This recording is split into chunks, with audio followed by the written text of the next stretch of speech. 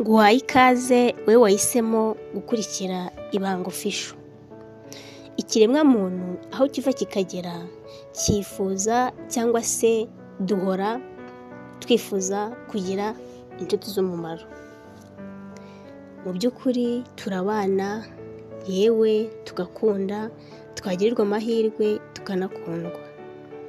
Hari igihe kigera wareba inshuti ufite ibyo zigukorera, ibyiza n'ibibi, ukaba wakwibaza ngo ni iki cyanyereka inshuti nziza mu nshuti mfite. Birashoboka ko nawe wahisemo gukurikira iki kiganiro ko waba ufite icyo kibazo.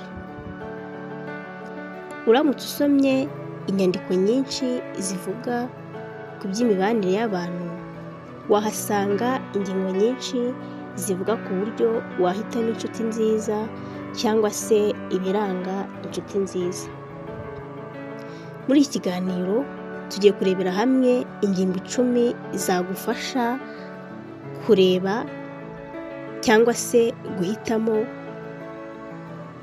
inshuti z'umumaro cyangwa se inshuti nziza, kandi ukamenya neza koko nimba izo nshuti hari umumaro zigufitiye. Nk'uko bisanzwe muri iki kiganiro tugiye kubana nanjye Bayizere Colette. Nk'uko twavuze haruguru, tugiye kuganira ku ngingo 10 zakwereka neza ko wahisemo neza kuba ufite inshuti nk'iyo. Ingingo ya mbere, inshuti y'indahemuka.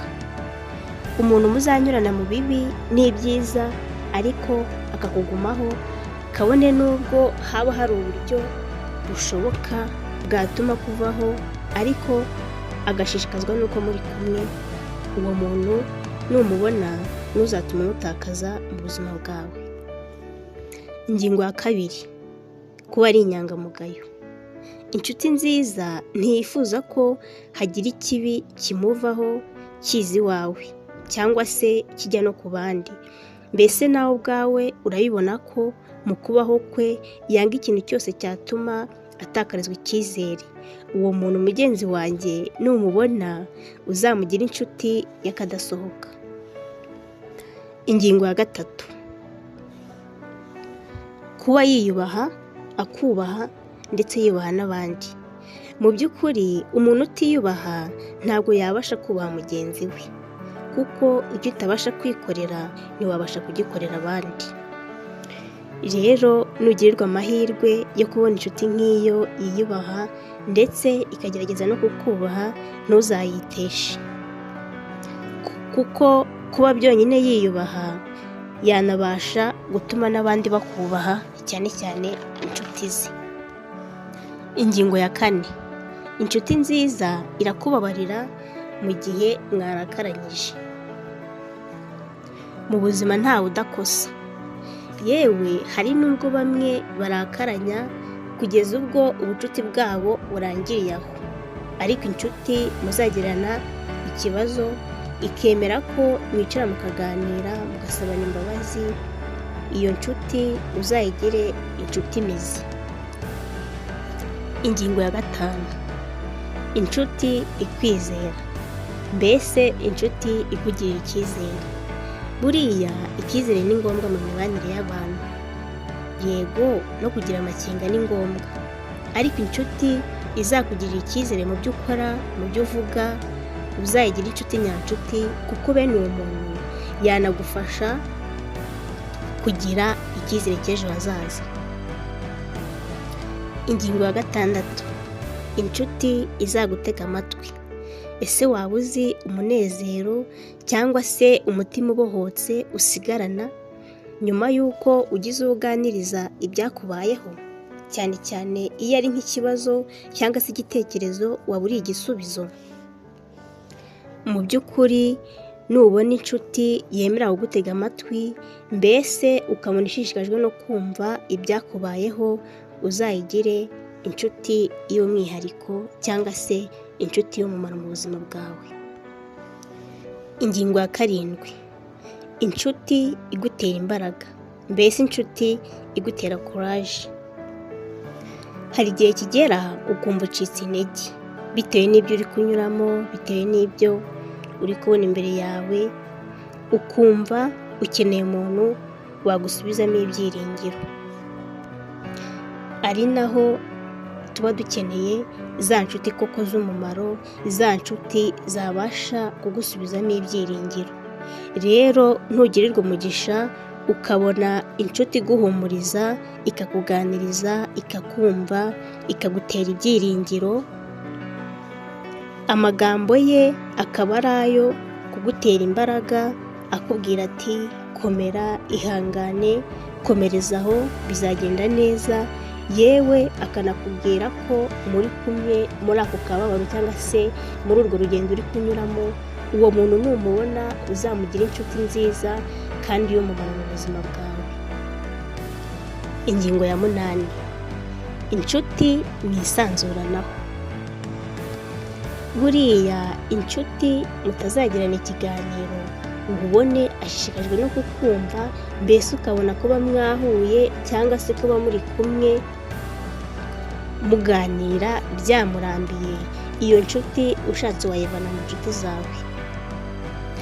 Ariko nubona umuntu muganira akakubwira byose ntacyo agukinze, mbese akakwisanzuraho mu buryo bwose bushoboka, iyo nshuti uzaharanire ko itazagucika. Ingingo ya 9, inshuti itifuza kugutakaza.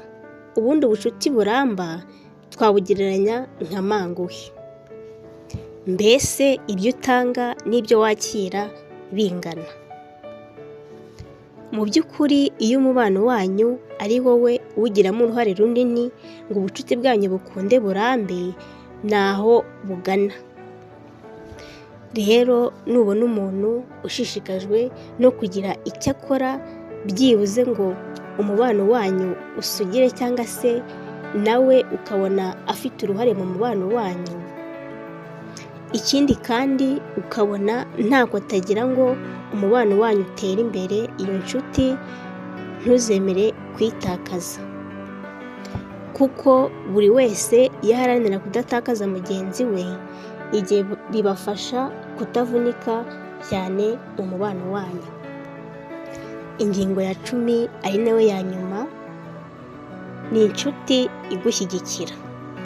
Mu kubaho kwacu duhora twifuza gutera imbere, kandi nk'uko tubizi gutera imbere kwacu uruhare runini ni inshuti zidukikije cyangwa se abantu muri rusange badukikije. Ariko cyane cyane uzasanga gutera imbere kwawe bigirwamo uruhare runini n'inshuti zawe zimwe za hafi. Bityo rero inshuti izishimira iterambere ryawe nta buryarya, ikagushyigikira mu buryo bwose ashoboye, kabone nubwo yaba nta bushobozi bufatika. Benshi na kenshi dukunda wenda kuvuga ko ubushobozi bufatika cyane ari amafaranga, ariko buriya umuntu yanagufasha binyuze mu bitekerezo. Rero nubona inshuti yawe ishishikajwe no kugufasha mu buryo bwose, cyane cyane ubw'ibitekerezo, inama, mbese ukabona ashimishijwe no kubona hari aho uva ndetse n'aho ugera, uwo muntu uzamufate nk'uw'agaciro mu buzima bwawe kandi ntuzifuze kumubura. Kugira inshuti ni byiza, ariko ukamenya inshuti ufite icyo zikumariye, mbese umubano mufitanye uko uhagaze. Rero ni ahanjye ni ahawe kukumenya uko twahitamo inshuti nziza kandi z'umumaro mu buzima bwacu. Ndagushimiye wowe ukomeje kubana natwe ukurikira ikiganiro binyuze ku rubuga rwa Ibango Official, kandi nongere kwibutsa abakunzi bacu ko dusohora ibiganiro 2 mu cyumweru, bivuze ko dutambutsa ibiganiro 2 mu cyumweru. Reka nongere ngushimire wowe uhitamo gukurikira ibi biganiro, ukabitega amatwi.